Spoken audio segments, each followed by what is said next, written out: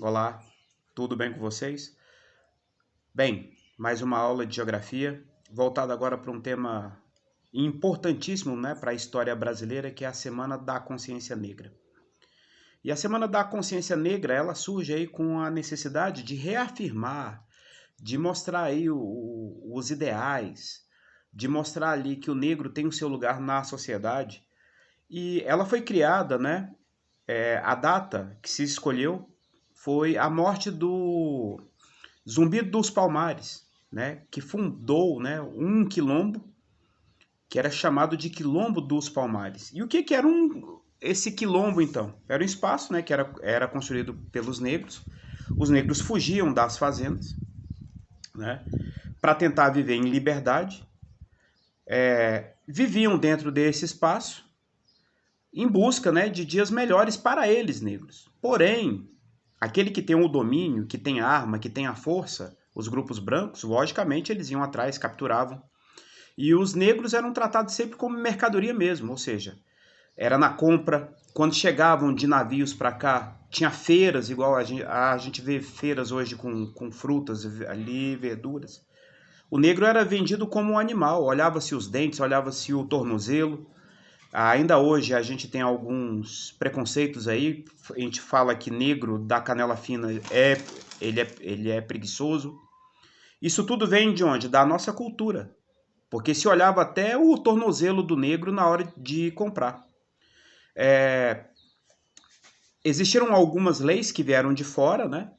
E essas leis aí, principalmente a Inglaterra, ela começou a vetar a compra de negros a partir de um certo tempo. Então, ali por volta de 1800, inicia-se, né, a industrialização lá na Inglaterra, e aí eles vão atrás de trazer liberdade para aquele que antes era um escravo que pode ter um salário, ou seja, eles começaram a forçar no mundo inteiro a libertação de povos que eram escravizados.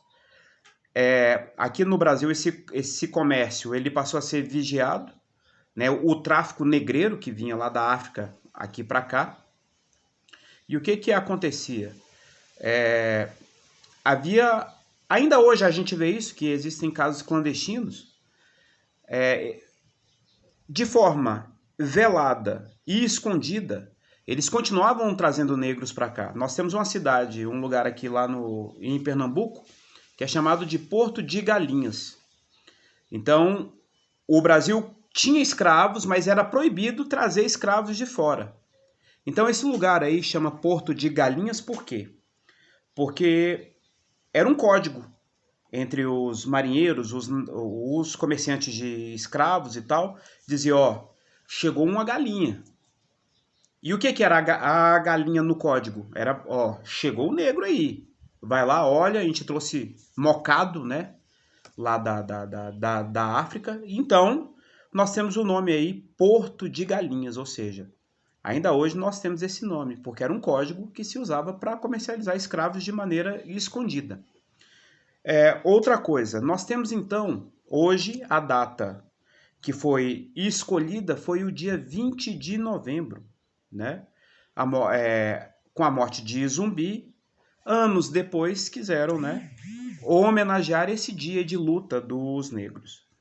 É importante dizer que o Império ele buscou maneiras ali, né, de dar uma certa liberdade para os negros. E a primeira lei que surgiu foi a lei do ventre livre, ou seja, todo filho de escravos que nascessem, o filho tinha liberdade. Qual que era o problema? O pai era escravo ainda. Então, como que uma criança vai ter a liberdade plena se o pai dele é escravo da fazenda? Se o pai e a mãe são escravos, o filho que nasce, indiretamente ele vai embora como? Ele não tem autonomia. Como é que você solta, bota na rua um filho? Então, logicamente, esse filho continuava sendo escravo. Então, é uma lei que não deu certo. Isso foi em 1871. Tivemos outra lei que é de 1885, que é a lei do sexagenário. O que foi a lei do sexagenário? Todo negro que atingisse 60 anos de idade era liberto. Mas era liberto sem garantia nenhuma, não tinha uma casa, não tinha uma política voltada para ele. Ou virava mendigo ou continuava na fazenda, eles não iam embora. Por quê? Como é que uma pessoa, no fim da idade, lembrando, hoje a sociedade brasileira, em relação ao mundo, vive pouco. Homens vivem aí por volta de 73 a 77 anos e as mulheres vivem um pouco mais. Hoje, antigamente quase ninguém chegava aos 60 anos. Era muito raro, só aqueles que tinham mais condições. Então, a sociedade nossa, em 1800, ela vivia muito pouco. Então, logicamente, o negro ralava, na esperança de um dia chegar aos seus 60 anos e ser livre. Só que quando ele chegava nos 60 anos, ele não tinha essa liberdade. Ele já não tinha força mais nem de trabalho. Né? E aí é que surge, né, em alguns casos, aí, a figura do preto velho, aquele que ficava lá na senzala, sentado ali, tarará, mas não tinha liberdade. Beleza? Tivemos a Lei Áurea, né, que foi assinada em 1888 pela princesa Isabel. Qual o problema da Lei Áurea? Deu a liberdade? Deu. Ok, maravilhoso. Só que não houve ali política pública. Os negros eram analfabetos. Não havia uma moradia. Qual que era o problema? Inicia-se a mendicância. Você abriu as portas das fazendas. Ok, tá liberto. Mas onde é que você vai morar? Eles moravam em senzalas, eram na fazenda. Havia o que então? A necessidade de ter gerado, né, pelo governo, o governo imperial de Dom Pedro II na época, criado espaços para os negros. Beleza? Então surgem nas cidades mendicância, cortiços. O que era um cortiço? Era uma vilinha, né, sem a mínima condição de saúde, de higiene. Outra coisa, as favelas. O negro, então, liberto, ele tinha uma casa? Não tinha. Ele vai ter que morar onde? Então, é aí que inicia a história das favelas brasileiras, que existe até hoje. Vocês podem reparar que grande parte, é lógico que nas favelas tem negro, branco, tem amarelo, tem todo mundo, mas grande parte, durante muito tempo, o arcabouço da favela eram os grupos étnicos negros, né? Então a gente tem que parar e repensar. Foi dado a liberdade, mas não foi dado condição de vida, né? Após essa lei, tivemos aí, por volta de 1951, já no governo Getúlio Vargas, a Lei Afonso Arinos, né, que já dizia, que já era o iniciozinho da questão racial, ou seja, da luta contra o racismo, da luta contra o preconceito, né? Tivemos antes aí algumas batalhas, algumas revoltas, igual mesmo a revolta da Chibata. Os negros, mesmo libertos, na mesma função do branco, quando eles eram punidos ali, se fizesse algo errado, eles tinham ali o salário menor e ainda tinham que levar chicotada, mesmo depois da libertação dos escravos. Então, atualmente, quando se fala de mimimi, a gente tem que parar, reparar, notar que não há mimimi na fala negra atual.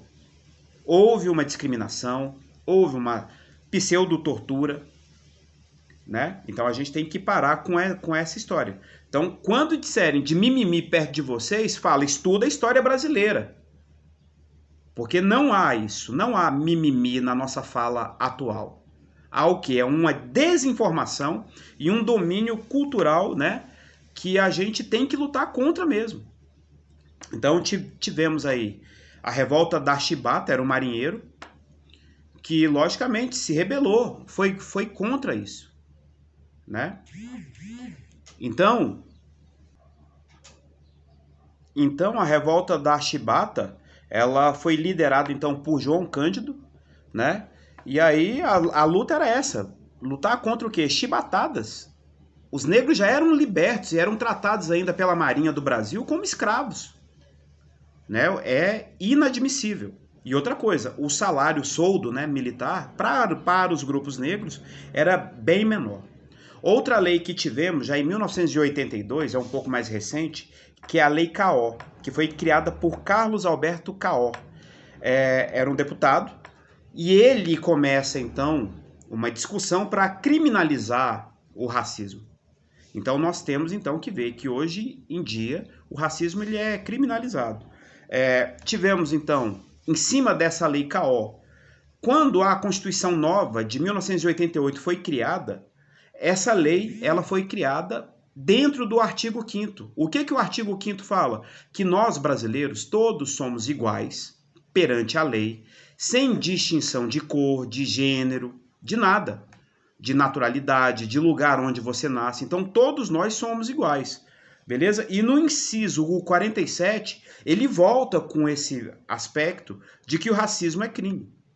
Beleza? O racismo na sua amplitude toda, não só contra os negros.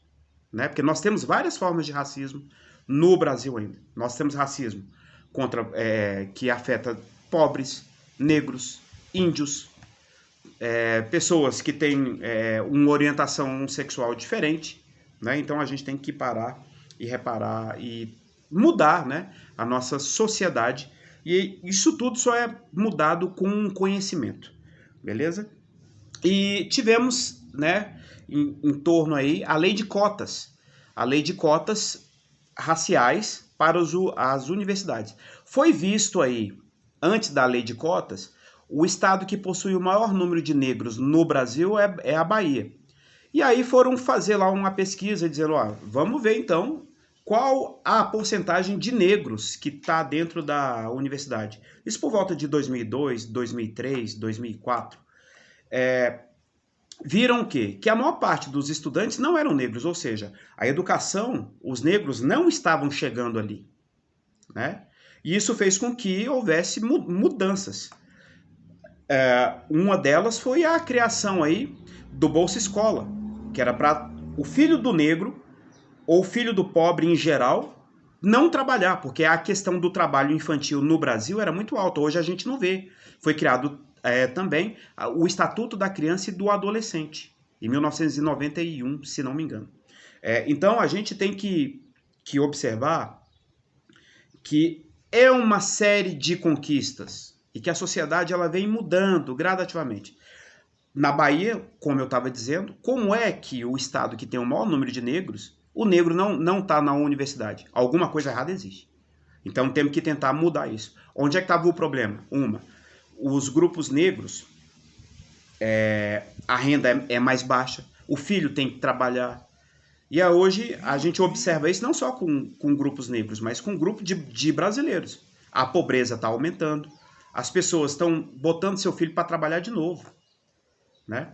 Então, surge então a lei de cotas, que estabelece o número X de vagas nas universidades para os negros. Atualmente, essa lei de cotas não envolve apenas os negros, ela envolve os indígenas, envolve estudantes de escola pública, né? Até mesmo porque há uma defasagem, muitas vezes, de ensino. Então, todas essas conquistas são altamente importantes. Então, vou voltar a repetir de novo. Não há mimimi na nossa fala. Há sim luta, há aspecto histórico. E quem disser isso para vocês tem que estudar um pouco. Um grande abraço e é isso.